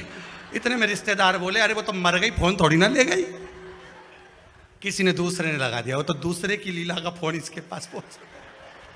अब सोचो वो कह दे कि मैं तो जाऊंगा ना तो यहाँ कौन सा छाती बांध कर जाना। भगवान सूर्य देवता ने शनि महाराज को समझाया, नहीं माने शनि देवता, मानने को ही तैयार नहीं, मैं काहे को मानूं।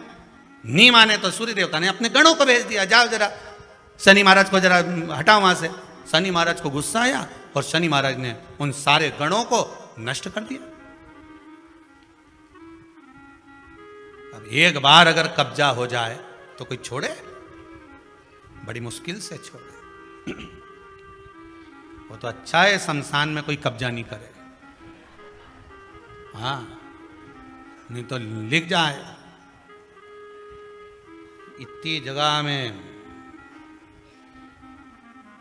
हमारा दादाजी मरा था, अच्छा कहीं का सूरमा कह दे, इतनी जगह में हमारा दादाजी मरा था, इतनी जगह में हम सब मरेंगे, बस ये जगह हमारी हो गई। कौन करे वहां कब्जा? कब्जा कौन करे? शंकर भगवान ने इसीलिए तो ऐसी जगह घर बनाया कि जहां कोई कब्जा ही नहीं करे। और दूसरी जगह बना लेते तो लोग कब्जा कर लेते, वहां कैलाश तक पे तो छोड़ नहीं रहे। वहां भी होटल बनना चालू हो गई आसपास में, वहां नहीं छोड़ी। वो तो अच्छा है कहीं की होटल शमशान में नहीं बन रही, नहीं तो इनांग मुर्दा जलता थे पर इधर चाउमीन खा, जोरदार जोरदार। और जैसी हड्डियों जले तो चटक चटक करे, नहीं तुम पानी पतासा निपटा चले खा।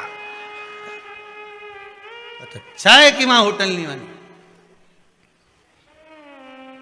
दिन का बस चले कहीं वह, क्या बस चले। शनि महाराज ने सबको भस्म कर दिया, क्रोध आ गया, सूर्य देवता रो रहे हैं, सूर्य नारायण रो रहा है। भगवान शंकर की पंचायत में सूर्य देव भी हैं, मतलब शंकर भगवान के मित्रों की गणना में सूर्य आते हैं। भगवान विष्णु, सूर्य नारायण, शंकर भगवान, मां दुर्गा, गणेश जी, ये पंचायत है ना शंकर की, शिव पंचायत। शिव परिवार में कार्तिकेय, गणेश जी, पार्वती जी, शंकर जी, नंदी, ये शिव परिवार। पंचायत में सूर्य देवता आता है। सूर्य नारायण को रोता हुआ देखकर भगवान शंकर को बड़ा दुख हुआ। शिव जी ने पूछ लिया, क्या बात है, आप रो रहे हो? नारायण क्या हो गया? मेरा बेटा मानने को तैयार नहीं है। आप चिंता मत करो, अभी देखता हूं मैं जाकर। और भगवान शंकर ने जाकर तुरंत सूर्य नारायण भगवान के कहने पर शनि देव को जाकर समझाया। इतने में तो शनि देव आग बबूला हो गए। आग बबूला होकर शनि देव ने कहा, ए शिव, आप मुझे जानते नहीं हो? शंकर भगवान ने कहा, क्या जानना है ये बताओ, क्या जानना है ये बताओ। शनिदेव कहते हैं, आप मेरी दृष्टि को नहीं जानते। शंकर भगवान ने कहा, तू भी नहीं जानता कि तेरी दृष्टि खराब कैसे हुई, तेरी दृष्टि को श्राप किसका लगा है, तुझे नहीं मालूम क्या? शंकर भगवान ने जब समझाना चालू करा कि देख शनिदेव, तुम तो कह रहे हो, तुम तो बोल रहे हो कि मेरी दृष्टि नहीं जानते, हम जानते हैं आपकी दृष्टि, मना नहीं है, जाना, पर आप नहीं जानते क्या? शिव जी जानते हैं। शिव जी ने कहा, मैं सब जानता हूं। आपका विवाह करा सूर्य देवता ने, आपकी पत्नी घर में आ गई, आप अपनी पत्नी को देखते तक नहीं थे, इसलिए आपकी धर्म पत्नी ने आपको श्राप दिया कि जिस पति ने मुझ पर दृष्टि नहीं डाली, मेरे वो पति की दृष्टि कुदृष्टि हो जाए, जिस पे डालेगा वो बर्बाद हो जाएगा। शनि देव बोले, आप मेरी पत्नी की याद मत दिलाओ। अच्छे से अच्छा सूरमा अगर पार्टी में ज्यादा बड़बड़ कर रहा हो ना, तो उसकी धर्म पत्नी के लाके खड़ा कर दो, 2 मिनट में चुप हो जाएगा, 2 मिनट में चुप। जो ज्यादा बड़बड़ करे नहीं, गप्पे लगा रहा हो, दोस्तों के साथ बैठ के खूब ठिठोली कर रहा हो, इतनी देर में जगदम्बा के लाके खड़ी कर दो बस। फिर तो उसका तिरछा नेत्र और कत्थई और नीले कलर की एक बार, और चमकदार साड़ी ने पल्लू में पिन, और एक बार यूं घूम के देख ली नहीं, उतनी देर में तो बापड़ा उठ के चल देगा, मैं भी आया पानी पी के, अभी गया पानी पी के आया, उतनी देर में कहीं रुके। शनि महाराज ने कहा, आप मेरी पत्नी की याद मत दिलाओ। शंकर भगवान बोले, ए शनि, फिर समझा रहा हूं, हिस्सा छोड़ेगा कि नहीं छोड़ेगा? शनि बोले नहीं छोड़ूंगा। शंकर भगवान ने उठाया, पीपल के पेड़ के नीचे ले गए और पीपल के पेड़ के नीचे शनि महाराज को उल्टा लटका दिया। 19 साल तक शनि महाराज को पीपल के पेड़ के नीचे शंकर जी ने लटका के रखा। अब बोल, तो किसी ने कहा गुरुजी ये शनि महाराज उल्टे लटके थे पीपल के पेड़ के नीचे 19 साल तक, तो ये लटके रहे, खुलते नहीं बना? शंकर भगवान भी बाप से भी बड़े बाप थे, अकेले थोड़ी ना बैठे थे। शनि महाराज की पत्नी को मैं बिठा के रखा था, लटके, अब उतर नीचे।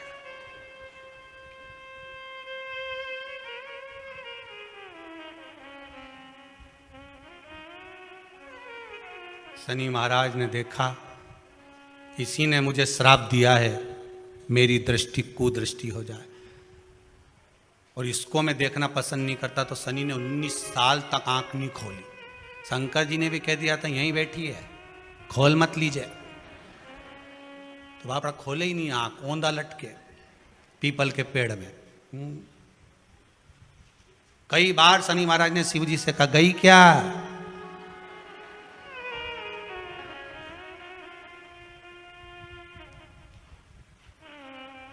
शनि महाराज बोले अब नहीं करूंगा, ये तो भगा दो। शिव जी बोले नहीं, अभी नहीं गई, यहीं बैठी। 19 वर्ष तक शनि महाराज पीपल के वृक्ष में, पीपल की जड़ पर बंधे रहे, खोला ही नहीं शिव जी ने, टंगे रहे। अब दूसरे का हिस्सा खाने वाले को जब शनि महाराज जैसे के लटका दिया भोलानाथ ने, तो तुम कहीं लगो रे लाइन में? जरा विचार तो करो। तुम तो तुरंत, कई लोगों की आदत होती है, एक माता जी की चप्पल कहीं खो गई तो बड़ी दुखी। उसकी सहेली ने कहा कहां जा रही है? मंदिर में जा रही हूं भगवान के। क्यों? भगवान के मंदिर आई थी, मेरी चप्पल कोई ले गया। भगवान से क्यों? मेरी चप्पल दिलाओ। गुस्से में अंदर गई और जो भगवान के मंदिर में पहुंची, पहुंच के वापिस बाहर आ गई। क्यों? तो इतनी शेरनी बन के गई थी, तो क्यों नहीं बोल के आई कि भगवान से क्या बोलो, उनकी तो खुद चप्पल नहीं कोई चुरा के ले गया, वो तो खुद नंगे पैर खड़े, उनके पास तो खुद चप्पल नहीं। अब बोले सो क्या? उल्टे लटके हैं शनि महाराज, उल्टे। 19 वर्ष तक शनि महाराज लटके रहे। तब 19 वर्ष नेत्र बंद कर कर शनि महाराज ने शंकर की आराधना करी कि दुनिया में कोई ऐसा नहीं जो मुझे उल्टा लटका दे, केवल एक यही है जिनने मुझे लटकाया है। तो 19 वर्ष तक तप करा तो शंकर जी प्रसन्न हो गए। धर्म पत्नी को हटाकर पार्वती को लाए, साथ में आशीर्वाद दिया, शनि महाराज को खोला। वर मांगो, तुम्हें क्या चाहिए? मांगो, तुम्हें क्या चाहिए? शनि महाराज ने कहा मांगूंगा कुछ नहीं, आप वर दे दीजिए। शंकर जी ने कहा मैं तुम्हें दंड अधिकारी बनाता हूं कि आप अच्छे और बुरे का दंड दोगे, आप अधिकारी बनकर बैठोगे, मेरा आशीर्वाद तुम्हारे साथ में है। दंड अधिकारी पीपल की जड़ में बांधा है तेरे को, पीपल की जड़।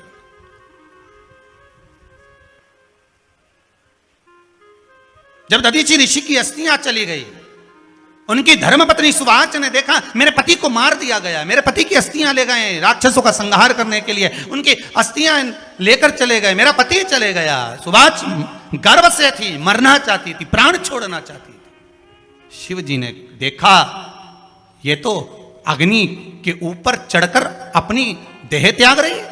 शंकर भगवान ने आकर कहा रुक जा सुवाच, रुको, तुम्हारे गर्भ में बच्चा है, तुम्हारे गर्भ में बच्चा है, वो बच्चा मर जाएगा। अब इस बच्चे को जन्म देकर भी क्या करूंगी? नहीं पिपली, तुम्हारे गर्भ में जो बच्चा है वो महाज्ञानी है। तुमने मुझसे प्रसाद के रूप में मांगा था, कहा था शिव जैसा पुत्र होना चाहिए, तो क्या तुम शंकर को नष्ट कर दोगे? मैं शंकर को जन्म दूंगी। सुवाच ने 2 पत्थर उठाए, अपने गर्भ पर मारना प्रारंभ करा, गर्भ पर मारा, बच्चे ने जन्म लिया। बच्चा 7 महीने का था। उस बच्चे को उठाकर पीपल के कोटर में रख दिया। पीपल की कोठर। एक गिलहरी पीपल के फल को लेकर आती थी, पिपलाद के मुंह में देती थी।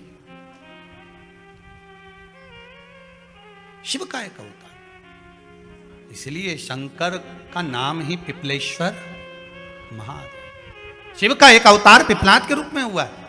तुम क्यों चिंता करती हो? तुम चिंता मत करो, तुम्हारा पुत्र जन्म दो तुम। और दिया धन सुभाष ने, उसके बाद प्राणों को त्यागा। और उस पीपल के कोटर में अगर भरण पोषण करने वाला कोई था तो वह देवाधिदेव महादेव था। फिर निवेदन करेंगे, माता के गर्भ में बच्चा रहता है, उसका भरण पोषण करने वाला मेरा देवाधिदेव महादेव है। अगर जन्म उसने दिया है तो मृत्यु भी वो देगा। अगर तुमको कुछ ज्ञान दिया है तो अच्छी जगह पर भी वही पहुंचाएगा। आप जो अभिलाषा लेकर आते हैं, बच्चे कहते हैं हमारी नौकरी नहीं है, सर्विस नहीं है, हम इस कॉलेज में पढ़ना चाहते हैं, हम इस जगह जाना चाहते हैं, हम इस पद पर जाना चाहते हैं, बस इतना याद रखना, तुम्हारा भाग्य बुरा नहीं होता। कभी भी याद रखना, संसार में जिसको भगवान ने जन्म दिया उसकी किस्मत कभी बेकार नहीं हो सकती। अगर भगवान तुम्हारी किस्मत बेकार होती तो जानवर बनाकर पैदा करता, इंसान बनाकर नहीं। किस्मत अच्छी थी इसलिए इंसान बनकर पैदा हुआ, जानवर बनाकर पैदा नहीं करा। अगर तुम्हारी किस्मत अच्छी थी इसलिए मनुष्य बनकर पैदा हुए हो, इंसान बनकर पैदा हुए हो, मानव बनकर पैदा हुए हो। भगवान को दोष मत देना कि भगवान ने किस्मत बेकार दी है। भगवान ने किस्मत अच्छी बनाई है इसलिए तुझे मृत्यु लोक में जन्म दिया। भगवान ने भाग्य अच्छा बनाया इसलिए तुझे शिव महापुराण की कथा सुनने का मौका दिया। नहीं तो भाग्य में नहीं होती तो कहां से मिल जाती? किस्मत अच्छी है तो भगवान फिर नौकरी भी लगाएगा, धंधा भी करवाएगा, सर्विस भी कराएगा, विवाह भी करेगा, शादी भी करेगा, मकान भी बनाएगा, जायदाद भी देगा, संतान भी देगा। उसने दिया है पेट तो भरेगा वही। हम काय को अपने माथे पर ले? मैंने इतनी पढ़ाई कर ली, मैं इंजीनियर हो गया, मैं ये बन गया, मैंने तो ये कर लिया, उसके बाद भी मैं घर में बैठा हूं, मेरा छोरा घर में बैठा, इतना पढ़ने के बाद बैठा। जन्म उसने दिया है, भाग्य उसका है, किस्मत उसकी है, तो कहो उसको कि शंकर का भजन कर, मंथन करे, मक्खन निकलेगा और घी भी जरूर बनेगा। हार ना मती, जब तेरे 3.5 करोड़ बार गिनती मत करना, गिनती वो करेगा। तू तो भज, तू कुबेरेश्वर का स्मरण कर, तू महाकाल का स्मरण कर, तू काशी विश्वनाथ का स्मरण कर, तू महाकाल राजा का स्मरण करके तो देख, शिव का भजन कर। 1 लोटा पानी ले जाकर रोज चढ़ा शंकर जी के मंदिर में जा। शिव से भजन करने में क्या देरी? नहीं जा सकता शिव मंदिर में जाने में? बच्चों को अगर शर्म आती हो तो बेलपत्री के पेड़ के नीचे पानी चढ़ाया, वो भी नहीं कर सकता तो पीपल के पेड़ के नीचे चढ़ाया, वो भी नहीं कर सकता तो आंवले के पेड़ के नीचे चढ़ाया। पर कहीं जुड़ तो सरी, एक बार साध तो सरी, पकड़ने का प्रयास तो करो परमात्मा को। तुम भगवान को एक बार पकड़ लो फिर परमात्मा नहीं छोड़ता। पूतना ने एक बार गोदी में लेके दूध पिलाया था, बाद में पूतना कह रही थी छोड़ दे छोड़ दे छोड़ दे, आकाश में उड़ गई, छोड़ दे छोड़ दे। भगवान के आई काय को मौसी, काय को आई, और आई है तो दूध पिलाया है तो फर्ज तो अदा करूंगा, ऐसे थोड़ी नहीं छोड़ दूंगा। तुम भगवान को 1 लोटा पानी चढ़ा दोगे, भगवान को दूध चढ़ा दोगे तो भगवान ऐसे ही छोड़ देगा क्या? पकड़ लेगा, छोड़ेगा ही नहीं। फिर तुम कहोगे भगवान छोड़ दे, भगवान छोड़ दे। कहाँ कथा का रस लग गया लोगों को। अब दुनिया के लोग सोचते हैं अब मैं कथा भी याल नहीं सुनूंगा, मैं घर में काम करूं, दुकान में काम करूं कि कथा सुनूं। पर रात्रि के जैसे ही मोबाइल खोल के बैठा, आज देखो महाराज ने क्या क्या बोला, तुरंत लगा रस। आधे बहुत लोग तो कथा सुनने के लिए मोबाइल खोलते हैं, फेसबुक यूट्यूब खोलते हैं। आधे बहुत लोग मोबाइल पे महाराज को इसलिए देखते हैं कि देखें महाराज ने क्या गड़बड़ चढ़वा दिया, आज क्या चढ़वाया देखें जरा, महाराज ने क्या गड़बड़ बोला। होते हैं 3 तरह के लोग कथा में जाते हैं। पहले नंबर का सोता, जो कथा में सोने जाता। दूसरे नंबर पे सरोता, जो कथा में कतरने जाता। तीसरे नंबर पर श्रोता, जो कथा सुनने जाता। 3 तरह के लोग जाते हैं। एक जाता सोता, जो कथा में सोने जाता। दूसरे नंबर का सरोता, कथा में कतरने जाता। महाराज ने क्या बाचा क्या नहीं बाचा, महाराज ने ये तो बोला ही नहीं, शिव महापुराण का वो तो बोला ही नहीं, महाराज तो फालतू की बात कर। ये दिन भर बैठा बैठा कतरता रहे और दुनिया के आगे सुपाड़ी परोसता रहे। देखो महाराज ऐसा, देखो महाराज ऐसा, महाराज तो ठिठोली करे, महाराज तो ये करे, महाराज तो वो करे। तो काय को सुनो, रिमोट तो तुम्हारे हाथ में ही है, चैनल चेंज, महाराज भी चेंज, कहीं करना। महाराज दूसरे का हक नहीं खाना, हम दूसरे की संपदा हमको नहीं दी है। मेरे ओगरदानी से, मेरे त्रिकालदर्शी, मेरे शंभू से, मेरे कैलाशी से कहना, हमें दूसरे के भाग्य का मत देना। क्योंकि हमने पुराणों में सुना है, हमने शास्त्रों में पढ़ा है कि व्यक्ति के अकेले के भाग्य में भी धन होता है। बस मंथन कर कर उसको प्रकट करना होता है। भाग्य का देना, भाग्य का दीजिए महाराज। और जब बस बाबा जब दे दे भाव से, भाग्य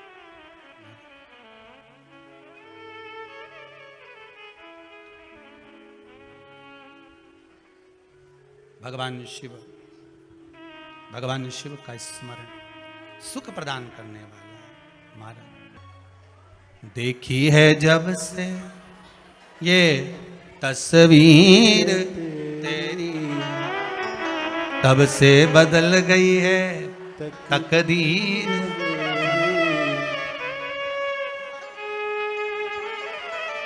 ओ डमरू वाले रे, ओ सीहोर वाले रे, ओ डमरू वाले रे, ओ सीहोर वाले रे, अब तो हो जा मेहरबा ओ काशी। हे बाबा करुणा सागर, कृपा सागर, दया सागर, करुणा करने वाले हे भोलेनाथ विश्वनाथ कृपा करिए। बाबा शनि देव को छुड़ा दिए, उनको दंड अधिकारी बना दिया। भगवान शिव की कथा कहती है भगवान शंकर और पार्वती मंगल आनंद सुख भोगने वाले थे। यही शनि महाराज ने निवेदन करा था कि एक बार आपके मंगल विवाह का स्वरूप का दर्शन करूं, तब शिव और पार्वती के मंगल विवाह का दर्शन होता है। सुंदर भगवान शंकर और पार्वती का मंगल विवाह का दर्शन हो रहा है भाव भक्ति के साथ। शिव आनंद में दूल्हा बने हैं, पार्वती मैया दुल्हन बनी है। भाव भक्ति से भगवान शंकर और पार्वती पधार रहे हैं। जोरदार ताली बजाकर स्वागत करें भगवान शिव और पार्वती का। भगवान औगरदानी भगवान शंकर शिव बने, माता पार्वती दुल्हन बनी है। बोल काशी विश्वनाथ भगवान की जय। माता पार्वती भगवान शंकर के गले में सुंदर जयमाला देंगी, शंकर भगवान पार्वती मैया के गले में जयमाला देंगे। भाव से दर्शन करेंगे। माँ पार्वती शिव जी के गले में जयमाला दे रही हैं। जोरदार ताली बजाकर स्वागत करिए।